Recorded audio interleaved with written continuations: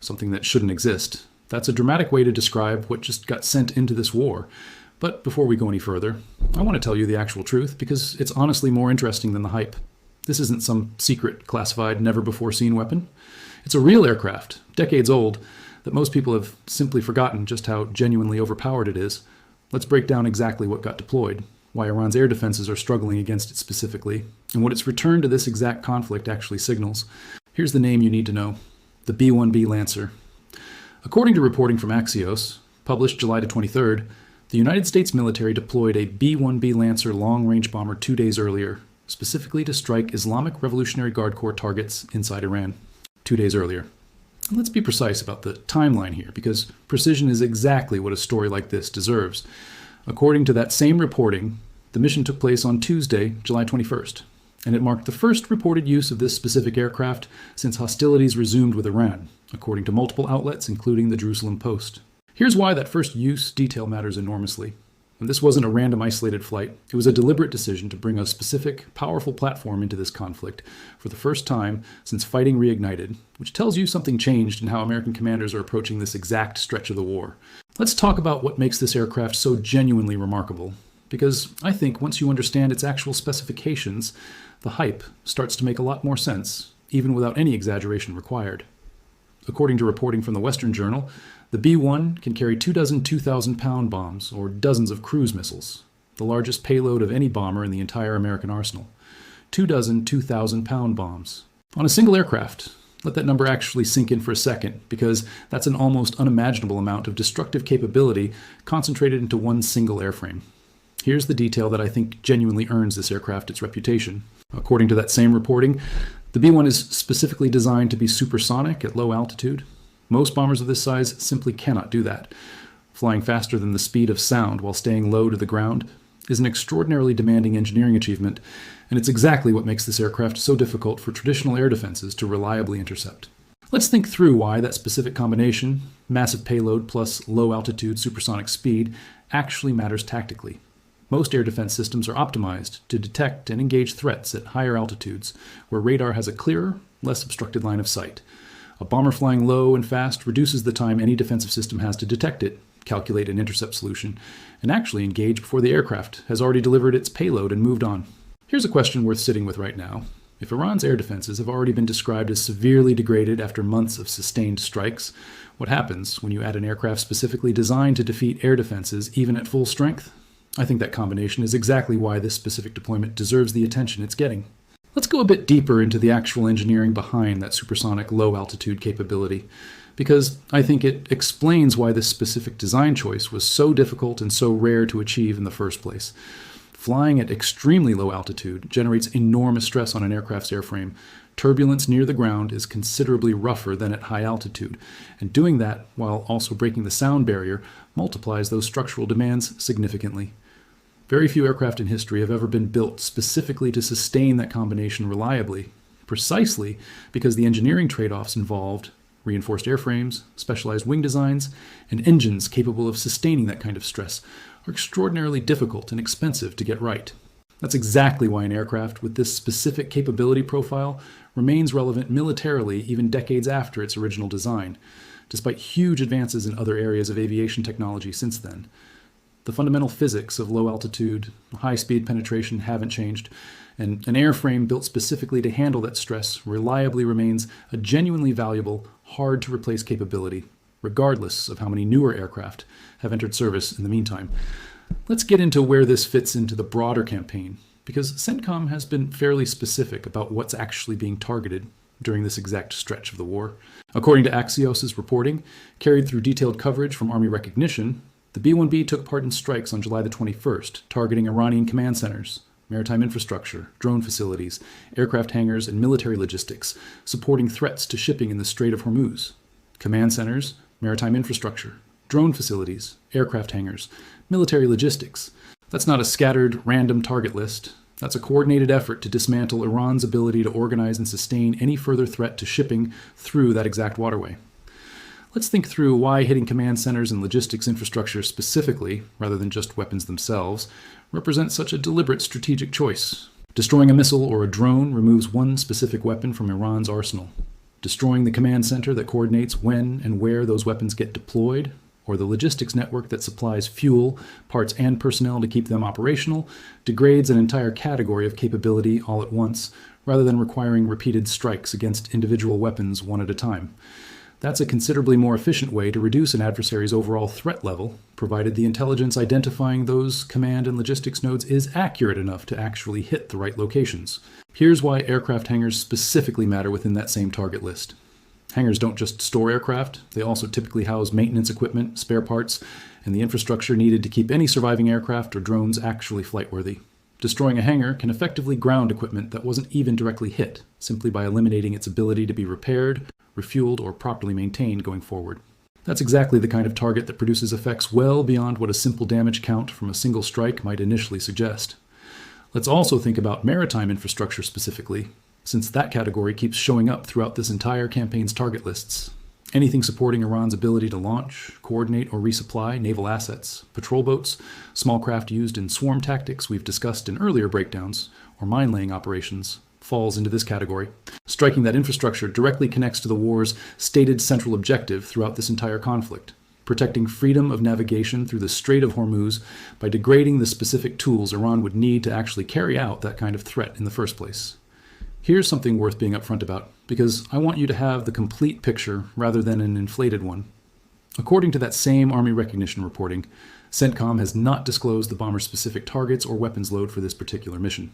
I want to flag that clearly. We know the aircraft participated, we know the general target categories struck that night. We don't have a confirmed specific breakdown of exactly what the B-1B itself hit, separate from everything else involved in that same operation. Let's think through why the military might choose to keep this specific detail undisclosed beyond simple operational secrecy.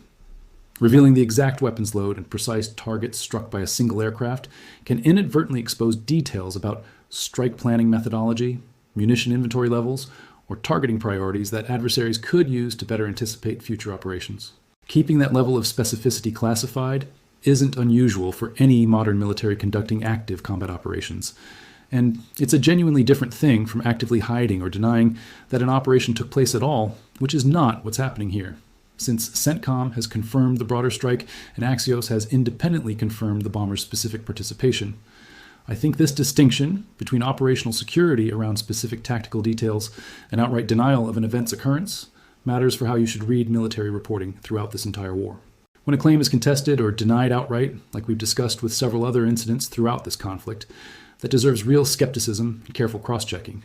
When a claim is confirmed by multiple sources, but simply lacks certain granular tactical details, that's a fundamentally different situation, one reflecting normal operational security practices, rather than any attempt to obscure or mislead about what actually happened. That's an important distinction, and I think it's exactly the kind of detail a rushed, hype-driven video would skip right past.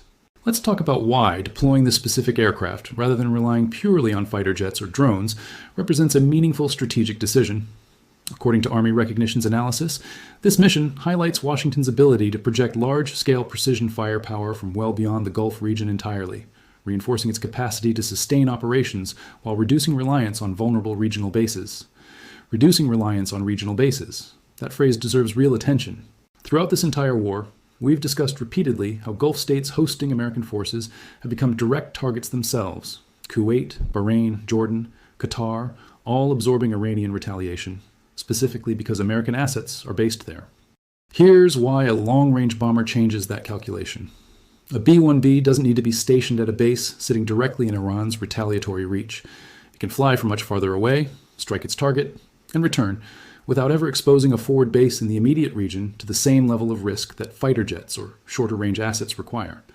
That's a genuinely significant shift in how vulnerable American operations are to Iranian counterattack. Let's actually walk through the specific geography that makes this shift so meaningful.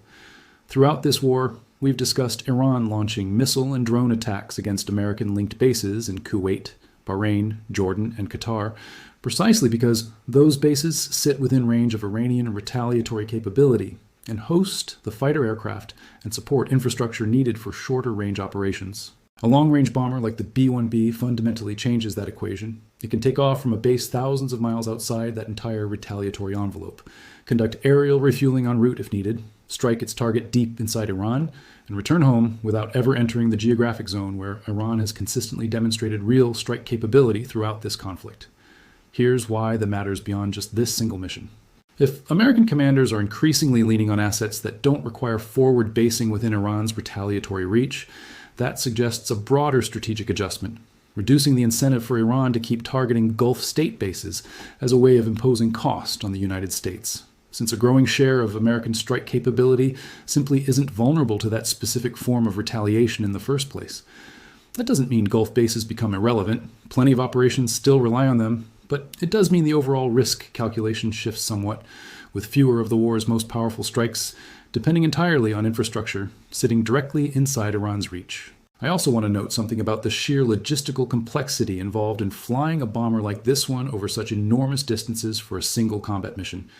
Missions like this typically require multiple aerial refuelings from tanker aircraft, precise coordination across several time zones, and extensive advanced planning to ensure the bomber arrives at its target with enough fuel remaining to both complete the strike and return safely. That's a genuinely demanding logistical undertaking, and choosing to accept that complexity specifically to avoid exposing a forward base tells you how seriously American planners are weighing the risk to personnel and infrastructure stationed closer to the actual theater of conflict. If a breakdown like this one that gives you the real specifications behind a dramatic headline instead of just repeating the hype, is useful to you, take a second right now and hit like on this video. It genuinely helps put properly sourced, accurate coverage like this in front of more people trying to actually understand the hardware behind this war instead of just reacting to a scary title. Let's talk about the history of this specific aircraft, because I think it adds genuinely important context for why it carries the reputation it does. The B-1 was originally designed to replace the B-52, a bomber that's been in service since the 1950s, and remarkably, is still flying combat missions in this exact conflict as well, having departed from RAF Fairford earlier this year, according to earlier reporting on this war. The B-1 itself has been in service for decades, meaning what got deployed on July 21st isn't some brand new cutting-edge weapon straight out of a classified research program. It's a proven battle-tested platform that the US military has simply chosen to reintroduce into this specific conflict at this specific moment. Here's why I think that's actually a more compelling story than the shouldn't exist framing suggests. A weapon this powerful, this destructive, having existed in America's arsenal for decades, largely out of the public spotlight until a moment exactly like this one, tells you something important about the sheer scale of conventional military capability that simply sits in reserve, unused, until circumstances specifically call for it. This isn't a secret, it's a reminder. Let's actually address that phrase, something that shouldn't exist, head on, because I think it deserves a direct, honest response rather than being quietly ignored. That kind of language works well in a headline precisely because it taps into a very human fascination with secret, forbidden, almost mythical weapons. The idea that a government has been hiding something too dangerous or too advanced to reveal until absolutely necessary. The B-1B doesn't fit that story. It's been publicly known, publicly documented, and publicly flown in exercises and previous conflicts for decades. Its specifications aren't classified secrets, they're published facts available to anyone willing to look them up. Here's why I think the honest version of this story is actually more interesting than the exaggerated one, not less. A weapon this destructive, sitting in plain sight for decades, occasionally forgotten by the public between major conflicts, only to reappear exactly when circumstances call for it, tells you something genuinely important about the sheer scale of conventional military power that most people simply don't think about day to day. You don't need to invent a secret weapon to make this story compelling. The real one already is. Let's think about the timing of this specific deployment within the broader arc of the war, because I think the sequencing here is genuinely revealing. According to CNN's own reporting, this bomber's first mission came roughly 12 days after fighting resumed, following the collapse of the ceasefire that had briefly held earlier this summer. 12 days into a renewed, sustained bombing campaign before this specific aircraft got called into action. Here's a question worth genuinely thinking through with me. Why wait 12 days into a renewed campaign to bring in one of the most powerful conventional strike platforms available? I think there's a real answer here, and it connects directly to something we've discussed in earlier breakdowns of this war. Throughout the opening days of this renewed campaign, American forces relied heavily on fighter aircraft, naval assets, and increasingly autonomous systems like the sea drones we've covered before. Introducing the B-1B nearly 2 weeks in suggests commanders may have specifically been building toward a target set or level of sustained intensity that called for this aircraft's unique combination of massive payload and long independent range, specifically at this point in the campaign, rather than needing it from the very first night. Let's think through this from a resource allocation standpoint too, because I think there's a practical dimension to this timing question beyond pure strategy. A long-range bomber mission of this scale requires significant advanced coordination, tanker aircraft positioned along the route, precise target intelligence confirmed and verified, and a specific operational window identified where the mission's benefits clearly outweigh the considerable cost and complexity of executing it. That kind of planning simply takes time to assemble properly, especially for an aircraft that hadn't already been in continuous rotation throughout this specific conflict. 12 days into a renewed campaign may reflect exactly how long it took to fully prepare and position everything needed for this aircraft's return, rather than any specific tactical threshold being crossed on the battlefield itself. Here's another angle worth considering. Military campaigns often follow an escalating rhythm, testing an adversary's response to smaller, more frequent strikes before committing higher value, harder to replace assets to any single mission. If early strikes in this renewed campaign were sufficient to keep degrading Iranian capability without requiring a bomber this significant, there may have been no operational need to introduce it any sooner. Its arrival nearly 2 weeks in could simply reflect a natural progression, once initial objectives were met, towards striking a more specific, higher value target set that specifically called for this aircraft's unique combination of payload and range. Let's also touch on something worth understanding about how unusual it is for this aircraft to reappear in this specific theater at all. According to earlier reporting on this broader conflict, the initial joint operation between the United States and Israel against Iran, codenamed Operation Epic Fury, ran from February 28th through May 5th, and concluded specifically because, according to Secretary of State Marco Rubio at the time, its objectives had been achieved, with Washington preferring what he called the path of peace. The path of peace. That specific operation ended roughly 2.5 months before this current, renewed campaign began. And now, this specific bomber, absent from that earlier phase, according to available reporting, has been called back in for the first time since fighting resumed. Here's why that gap matters. It tells you this specific aircraft wasn't simply a routine, constant presence throughout this entire war. It was held in reserve, or deployed elsewhere, until this exact, renewed phase of fighting specifically called for its return. That's not the behavior of a military treating every single asset as interchangeable. That's the behavior of a military making deliberate, specific choices about which tool fits which moment.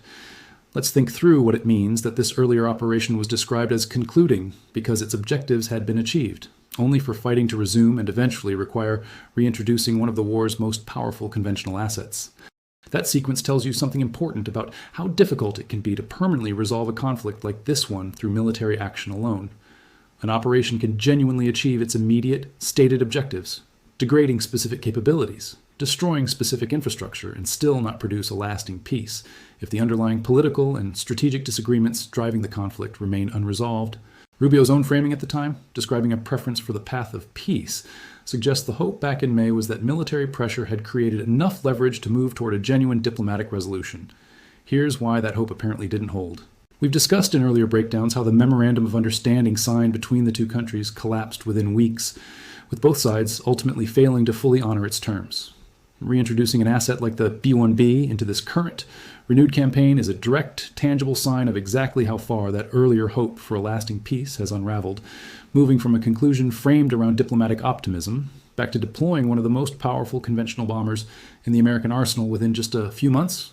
I think this pattern, military pressure leading to a pause framed as diplomatic progress, followed by renewed escalation requiring even more powerful assets than before, is worth remembering as this conflict continues.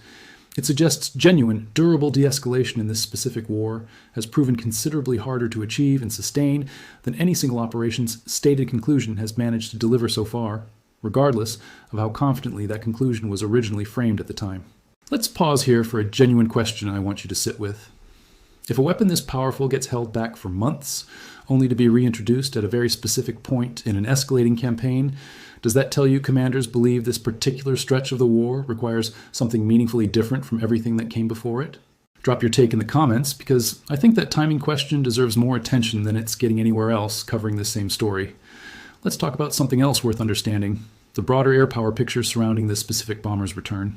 According to reporting from Global Defense Corp, even after that earlier operation officially concluded back in May, American F-16CJ Wild Weasel aircraft, a variant specifically built to hunt and suppress enemy air defenses, continued flying combat patrols over this exact region. Photographs from mid-May showed these aircraft carrying a weapons mix including air-to-air missiles, laser-guided bombs, and laser-guided rockets, specifically designed to hunt drones at low cost. Here's why I think that detail matters for understanding the full picture around the B-1B's return. American air power in this region never fully stood down between the earlier operation's official conclusion and this current renewed campaign. Specialized aircraft kept flying, kept patrolling, kept maintaining a persistent presence, which suggests the B-1B's arrival represents an escalation layered on top of an already sustained American air presence, not a sudden isolated reintroduction into an otherwise quiet theater. Let's understand what a Wild Weasel aircraft actually does, because the term itself has a genuinely interesting history worth knowing. These are specialized fighter aircraft, in this case the F-16C J variant, specifically equipped and trained to hunt enemy radar and air defense systems, often by deliberately drawing their fire in order to locate and then destroy them. That's an inherently dangerous mission profile, since it involves actively provoking a response from enemy defenses rather than avoiding detection altogether, and it's exactly the kind of persistent, specialized work that keeps grinding away at an adversary's air defense network long after the more dramatic, headline-grabbing strikes have ended for the night. Here's why their continued presence throughout the months between the two operations matters so much for understanding the B-1B's return. If these specialized aircraft kept actively suppressing and degrading Iranian air defenses continuously, even during the relative lull between Operation Epic Fury's conclusion and this current renewed campaign, that ongoing work would have continued eroding Iran's overall air defense capability the entire time, independent of whatever major headline-worthy operations were or weren't happening at any given moment. That kind of quiet, sustained degradation, month after month, likely played a real role in creating the conditions that eventually made a mission like the B-1B's return a comparatively lower-risk decision by the time July 21st actually arrived. I think this is a genuinely important pattern to understand about how modern air campaigns actually work. The most dramatic individual missions, a specific bomber's return, a specific night with an unusually large strike package, tend to get the most attention. But the quieter, more continuous work, specialized aircraft patrolling day after day, gradually wearing down an adversary's defensive network, is often what actually makes those dramatic headline moments possible in the first place. If breakdowns like this help you separate a genuinely notable military development from pure hype, subscribe and turn on notifications right now, because this exact aircraft's continued or renewed use in the coming days would tell us a lot about whether this specific escalation is a one-time show of force or the beginning of a sustained pattern. Let's talk about what this specific deployment tells us about Iran's current air defense situation, because I think this is genuinely the most important strategic thread running through this entire story. Throughout this war, we've documented repeatedly how CENTCOM has targeted Iranian air defense systems specifically, describing them in earlier operations as severely degraded after the war's opening days alone. Introducing an aircraft specifically designed to exploit exactly that kind of degraded, gapped air defense environment, flying low and fast, where detection and intercept windows are already narrow even against a fully intact system, suggests American commanders may have assessed that Iran's remaining air defense capability has been reduced enough to make this kind of higher value, higher payload asset an acceptable risk to deploy. I want to be careful here, though, because I don't want to overstate what we can actually confirm. We don't have independent verification of exactly how degraded Iran's current air defense network actually is at this specific moment. Only the general pattern of repeated strikes against exactly that category of target throughout this war. Treating this deployment as definitive proof that Iran has no remaining ability to threaten a bomber like this would be exactly the kind of overstatement I try to avoid in every single one of these breakdowns. Let's think through what a more measured, honest assessment actually looks like here. Iran retains a range of air defense systems developed and acquired over decades, some domestically produced, some acquired from other countries, and sustained strikes throughout this war have almost certainly degraded significant portions of that network without necessarily eliminating every single component of it entirely. A bomber flying low and fast, specifically to minimize its exposure window, doesn't mean it's flying into a completely undefended airspace. It means American planners have assessed that the remaining risk, whatever it currently is, falls within an acceptable threshold given the strategic value of the mission itself. That's a genuinely different claim than saying Iran has no remaining air defense capability whatsoever, and I think maintaining that distinction matters for accurately understanding where this conflict actually stands. Every mission like this one involves real risk to the aircrew flying it, regardless of how degraded an adversary's defenses might currently be, and treating any successful mission as proof of total, complete air superiority risks, understating the genuine danger these missions still carry for the people actually flying them. Let's close by walking through exactly where every single piece of this account came from, because that transparency is the entire foundation of why this kind of coverage deserves your trust. The core details of the B-1B's deployment and its July 21st mission came from Axios's original reporting. The confirmation through the Jerusalem Post and the aircraft's specific capabilities, its payload, and its supersonic low-altitude design came from reporting through the Western Journal. The detailed target categories and the analysis of reduced reliance on regional bases came from Army Recognition's coverage. The 12-day timeline since fighting resumed came from CNN's own live reporting on this conflict, and the continued F-16 CJ Wild Weasel patrols, along with the background on Operation Epic Fury's conclusion in May, came from reporting through Global Defense Corp. Every single one of those threads is attributed to a specific named source, and anywhere CENTCOM itself hadn't disclosed a specific detail, like the bomber's exact targets or weapons load that night, I told you that plainly, rather than filling the gap with speculation. One last thing before you go. If cutting through a dramatic headline to give you the real verified specifications and context behind it actually helped you understand this story better than the hype alone could, share this with someone who's been following this war, but might not know the actual history and capability behind the hardware getting all the attention right now. A bomber built to replace another bomber that's still flying combat missions decades later. A payload larger than anything else in the American arsenal. A design specifically built to defeat air defenses through raw speed at low altitude. And a decision to bring it back into this exact conflict, 12 days into a renewed campaign, after specialized aircraft had already been quietly patrolling this region for months. That's the real story behind a headline dramatic enough to claim this aircraft shouldn't even exist. The truth is simpler, and honestly, just as compelling. Stay with reliable, properly sourced reporting as this continues to develop, and I'll be back the moment there's something real and properly confirmed worth bringing you. I'll leave you with the same thought I try to close every one of these breakdowns with. A headline claiming something shouldn't exist is designed to grab your attention through mystery and exaggeration. The actual, verified story behind it, a real aircraft, decades old, with genuinely remarkable, well-documented capabilities, deployed at a specific, deliberate moment in an ongoing war, doesn't need that exaggeration to matter. Understanding the real specifications, the real timing, and the real strategic reasoning behind a development like this one gives you something considerably more valuable than a moment of shock, a genuine, lasting understanding of how this conflict is actually being fought.